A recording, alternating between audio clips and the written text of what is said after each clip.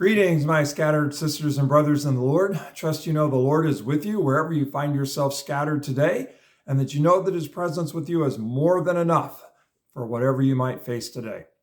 Well, we're with Jesus, and you'll recall that Jesus was praying in the Garden of Gethsemane. He prayed, "Not my will, but thy will be done." He is ready to go to the cross. His disciples have fallen asleep, but Judas, one of the 12, his betrayer, comes leading a group of men, kind of thugs, and they arrest Jesus. And so Jesus is betrayed, he's arrested, and all the disciples abandon him. And then we come to a verse that's unique to the Gospel of Mark. It's about a young man that none of the other gospel writers include. And so I'm at 1451, Mark 14:51. And a young man followed him with nothing but a linen cloth about his body, and they seized him. But he left the linen cloth and ran away naked. So two verses, verses 51 and 52.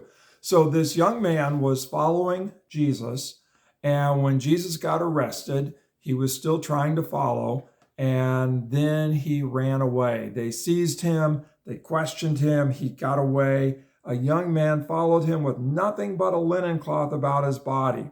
And they seized him, but he left the linen cloth, ran away naked, ran away humiliated, ran away scared. Matthew, Luke, John, they don't have that story. They don't have that young man. Mark does. And so the question is, who is this guy? And so there's a few different responses. Many people think that this was actually Mark, the writer of the gospel. That Mark was young, he was following along, and he was kind of scantily clothed that night, wearing nothing but a linen garment, and they seized him, but he ran away humiliated. And Mark doesn't mention his name, but he puts himself there, he was there. So many think that this was Mark. Others think that maybe it's Mark kind of inserting himself there as a literary character. By that I mean Mark wasn't actually physically there, but we read in Acts that Mark ran away on a mission trip, that he was with Paul and Barnabas, and they were on their first missionary trip together, and Mark bailed out. He cut out. We don't know what happened. All we know is that he went home, and when it came time to go on a second missionary trip, Paul didn't want to take him because he had run away. And so some think that maybe Mark kind of put himself there as to his own testimony that when it came to following Jesus, there was a time when he ran away. And so that's a real possibility.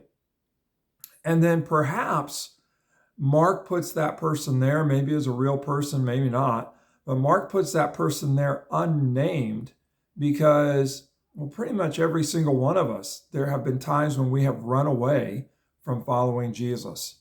Maybe we had opportunity to witness to someone and we remained silent. Maybe it was an opportunity to invite someone to church and we were too embarrassed about what they might think about us, and so we didn't bother to invite them to church. Maybe it was time to stand up for Jesus and to stand up for Jesus' teaching about right and wrong, and we remained silent. We just kind of ran away. Maybe we didn't tell anybody we were a follower of Jesus because we were afraid that they would unfriend us or make fun of us. And so we run away, and then realize we ran away and we're ashamed. And so I'm wondering if that person is there unnamed, because in a certain sense, that is every single one of us. Very interesting though, at the end of the gospel, Mark chapter 16, the women are going to the tomb and they discover that the stone has been rolled away. And when they look inside, they see a young man who is clothed in white. And that young man, it's an angel, but that young man is testifying that Jesus is risen. And so before the crucifixion, we have a young man who runs away humiliated in fear. And then after the resurrection, we have a young man who is boldly testifying that Jesus is risen. And I think we're meant to connect those two together and realize that we may run away, but there's hope for us because God never gives up on his work in our lives, because of what Jesus has done in his faithfulness of going to the cross, there is hope for us that we can be transformed from those who run away to those who boldly proclaim that Jesus is risen. Indeed, that's what happened to Mark. He ran away on that first missionary trip, and now he's writing the gospel that Jesus is risen. And we know that that happened with Peter. He ran away, and then he becomes a disciple who gives his life for Jesus. So there's hope for you and me that maybe we've run at times, maybe we've been ashamed at times, but there's hope that through Jesus, through the work of God in our lives, through Christ and his Spirit, we can go from runners to those who boldly proclaim that Jesus is risen. God, help us, transform us, that we might be faithful testifiers that Jesus is risen. We want to run towards Jesus instead of running away. God bless. Have a great day.